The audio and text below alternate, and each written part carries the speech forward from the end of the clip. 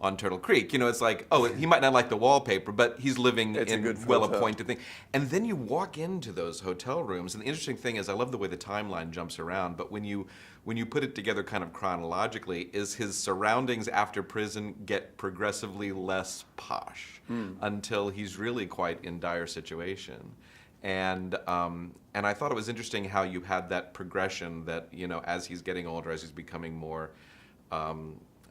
dependent on drugs and alcohol and so on and so forth, and his financial situation, his surroundings become, and it puts you in a mindset of like, wow, that's what it's really like for him, not this Hollywoodized idea of what his last days must have been like with Cornell Wilde playing him or something. Right. Well, I think that's great. That was what I was hoping to get across. I mean, it's difficult in a way because the hotel room isn't is a reasonably nice hotel room in a way. But yes, he did. He died not in poverty, but with very restricted means, I suppose. Right.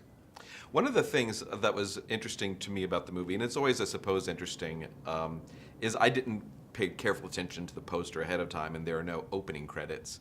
And so it's just interesting. Every so often you're like, oh, there's Colin Firth. Oh, there's Emily Watson. Tom Wilkinson shows up in the last 10 minutes and steals the movie for all intents and purposes.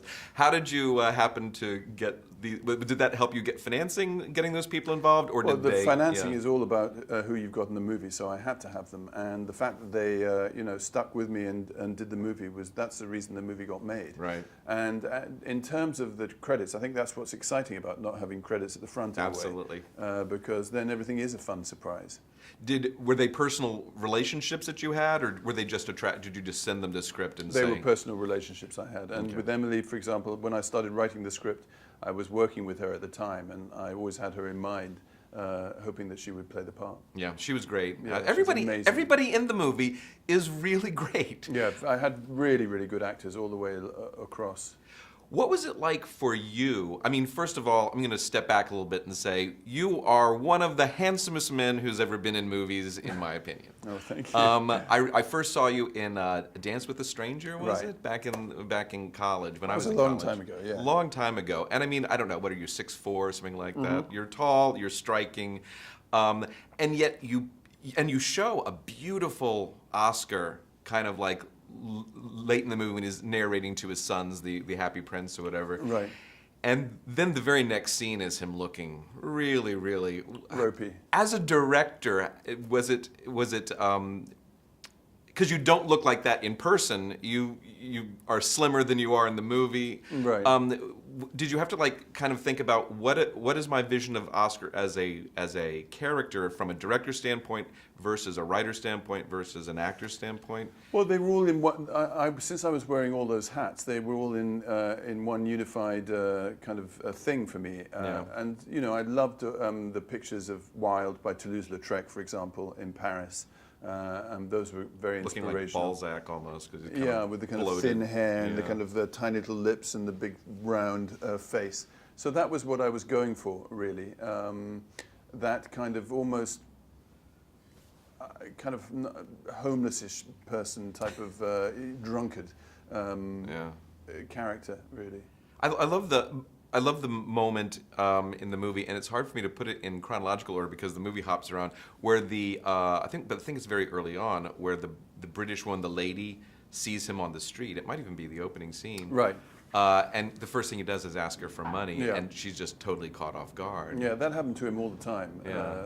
It happened to people all the time. They'd see him, recognize him, and go and say hello, and he'd ask them for money.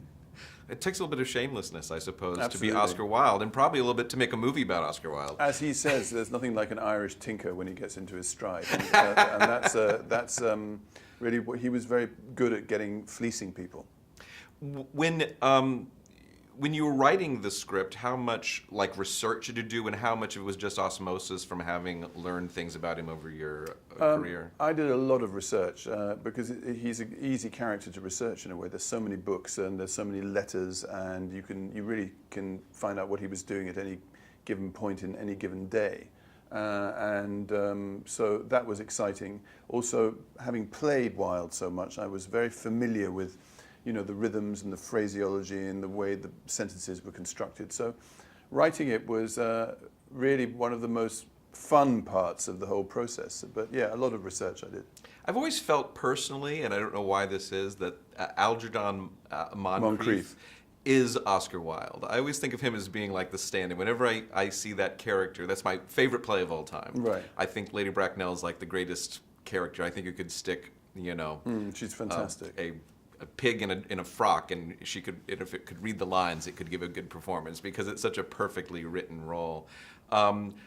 Do you see Wilde in his works? Do you think of him as... Yes, I agree with you. I mean, in Algernon you can see Wilde, and you can also see Jack in Jack.